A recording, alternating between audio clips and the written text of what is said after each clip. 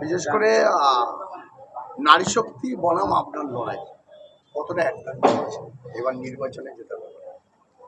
নারী শক্তি সেনাপতি তো আমাদের নেত্রী মমতা বন্দ্যোপাধ্যায়। সেই নারী সেনাপতির আন্ডারে সমস্ত কমান্ডার, এসপি, আইজি, ডিআইজি সবাই থাকেন। তা আমাদের মুখ্যমন্ত্রীর আন্ডারে পশ্চিমবাংলার সমস্ত নারী শক্তি একসঙ্গে সংগঠিত আছেন।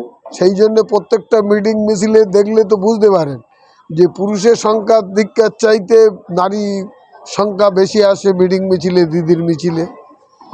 আর বরাবরই বিশেষ করে আপনাদের সংগঠন বারবার আপনারাকে একেবারে নতুন মুখ হিসেবে প্রার্থী করে যে দল, মানে জেতার ব্যাপারে কতটা আশাবাদী?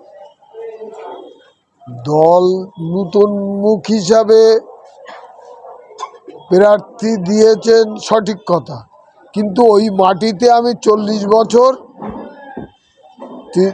কংগ্রেস, তৃণমূল কংগ্রেস হয়ে সুন্দরবনবাসীর কাছে লড়াইটা চালিয়ে যাচ্ছি। জয়ের মার্জিন কি গতবার থেকে বাড়বে?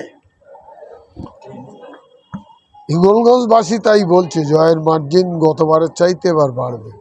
আজকে নমিনেশন দিলেন, নতুন করে প্রচারের উন্মাদনা কতখানি, আপনি কিভাবে প্রচার করবেন এবার নমিনেশনের পর থেকে?